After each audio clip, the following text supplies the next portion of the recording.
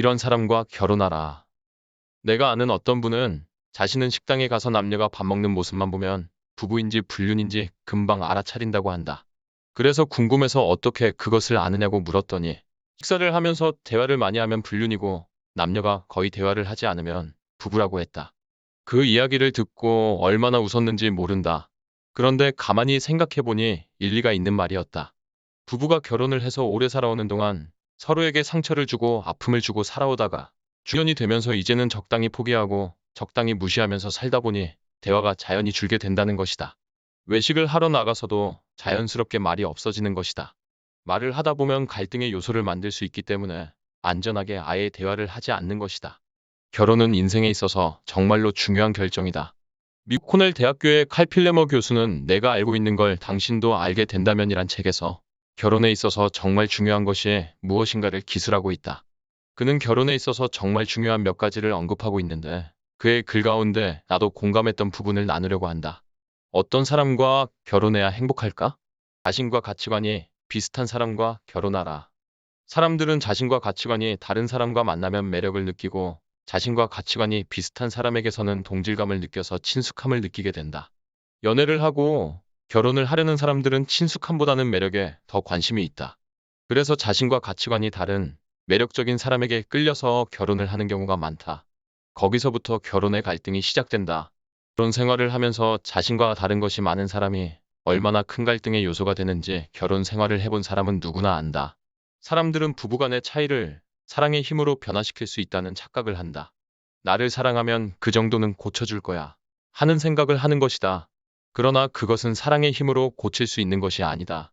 가치관이란 하루 이틀에 형성되는 것이 아니고 오랫동안 형성된 것이기 때문이다. 사람들은 자신의 가치관을 쉽게 고치거나 바꾸려고 하지 않는다. 어떤 아내는 어려서부터 돈을 잘 관리하고 살아야 한다는 가치관을 가지고 살아와서 적은 돈이라도 저축을 하려고 한다. 그러나 남편은 어려서부터 돈은 항상 있는 것이라고 생각하고 써야 또 생긴다고 생각하고 저축을 하지 않으려고 한다. 돈 생기면 주변의 친구들에게 밥을 사고 그래서 주머니에 늘 돈이 없다. 이 두 사람이 부부가 되어서 살아가면 행복할까? 돈 쓰는 문제로 매일같이 갈등을 할 수 있다. 아내는 남편에게 돈을 아껴서 써야 하고 저축을 해야 한다고 이야기하고 남편은 꼭 쓸 때가 있는데 어떻게 저축을 하냐고 맞선다. 돈을 어떻게 관리하고 어떻게 쓰는 것이 좋은가에 대한 가치관이 서로 달라서 그런 것이다. 가치관이 다른 사람과 결혼하면 평생 갈등하고 살아갈 수밖에 없다. 아직 결혼을 하지 않은 사람이라면 내가 지금 만나고 있는 사람이 나와 가치관이 비슷한 사람인가 생각해 보아야 한다. 서로 닮은 꼴이 많은 부부일수록 행복해질 수 있는 가능성이 많아진다. 독서를 좋아하는 것이 같다든지, 연극을 보는 것을 좋아한다든지, 여행을 다니는 것을 좋아한다든지, 이와 같이 서로가 가지고 있는 취미나 생각이 비슷한 부분이 많고, 가치관이 비슷할수록 부부는 대화할 수 있는 내용도 풍성해진다. 그래서 부부는 가치관이 비슷한 사람이 서로 만나서 결혼을 하는 것이 중요하다. 부부는 서로를 깊이 사랑하고, 서로를 좋아해주고, 서로를 인정해주고, 서로에게 진실하게 대하며 살아가는 것이 중요하다. 친구 같은 사람과 결혼하라. 어떤 사람들은 결혼을 할 때 친구 같은 사람과 결혼을 하는 것에 대하여 부정적인 생각을 가지고 있다. 친구 같은 사람은 매력이 없어서 매력이 있는 사람과 결혼을 해야 행복하다는 것이다. 부부는 결혼 초기에는 육체적이고 감각적인 로맨스 중심의 삶을 살아가기 쉽다. 그러나 세월이 지나면서 로맨스의 시기는 그렇게 오래가지 않는 것을 알게 된다. 그 이후에는 서로를 향한 신뢰, 서로를 향한 정으로 부부는 살아간다고 한다. 친구 같은 부부가 그래서 좋은 것이다. 어렸을 때 동네에 나가서 누구하고 제일 놀고 싶었나? 생각해 보라는 것이다. 친구가 왜 좋은가? 허물이 없다. 부모에게는 할 수 없는 이야기를 친구에게는 할 수 있다. 친구를 만나면 마음이 통하고 서로를 잘 알기 때문에 편하다. 친구와는 재미있게 놀 수 있는 공통의 놀거리가 있다. 나도 어려서 친구들과 동네 공터에서 모이면 시간 가는 줄 모르고 놀았던 기억이 있다. 저녁 시간이 되어 어머니가 밥 먹으라고 부르러 나오실 때까지 아무리 놀아도 지겹지 않고 재미있었던 것은 친구가 있었기 때문이다. 그래서 친구가 좋은 것이다. 부가 이런 관계가 되어야 한다. 서로가 친구 같은 배우자, 공통의 관심사를 가지고 함께 즐거움을 나누는 부부가 행복한 부부가 된다. 상대방에게 아낌없이 베푸는 사람과 결혼하라. 부부는 서로에게 마음을 열고 마음껏 베풀어 줄 때 행복해진다. 부부는 약점과 단점을 가지고 있다. 배우자의 약점과 단점을 덮어주고 배우자에게 베푸는 자세를 가지고 살아갈 때 부부는 행복해진다. 살다 보면 남편이 베풀어야 할 때도 있고 아내가 베풀어야 할 때도 있다. 내가 많이 베풀었으니 내가 이만큼은 받아야겠다고 계산해서도 안 된다. 부부는 서로가 무한정 베풀고 나누는 사이이다. 부부간에 누가 더 손해이고 누가 더 이익인가를 따지면 문제가 생긴다. 계산을 하며 베푸는 부부는 행복하지 못하다. 서로가 더 큰 헌신을 하겠다고 결단하고 서로가 더 베푸는 부부에게는 행복도가 올라간다. 예를 들어 아내가 퇴근을 하고 있는 남편에게 전화를 걸었다. 여보, 내가 오늘 깜빡 잊었는데 당신이 집에 들어오면서 옷 수선하는 곳에서 옷 좀 찾아다 줄래요? 내일 입어야 하는 옷인데 오늘 내가 가는 것을 깜빡해서 그래요.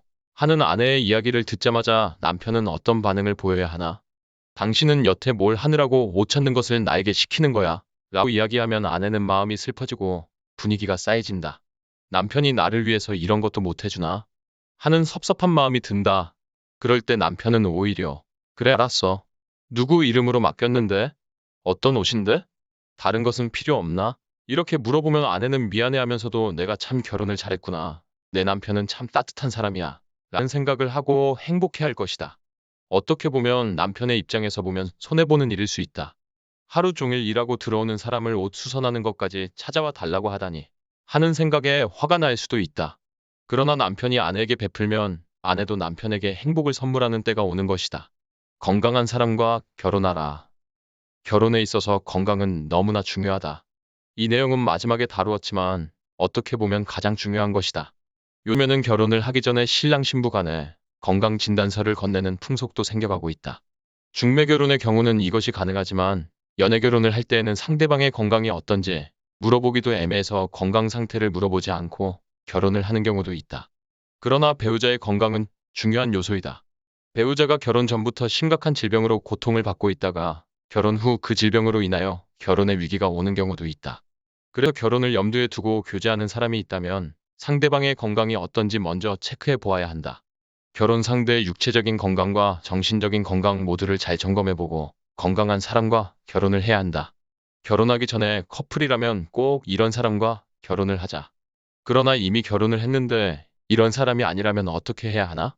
부부간의 깊은 대화가 필요하다. 부가 이 글을 같이 읽으며 서로의 가치관의 차이를 이해하고 베풀어주며 건강하게 살아가는 부부가 되었으면 좋겠다. 들어주셔서 감사합니다.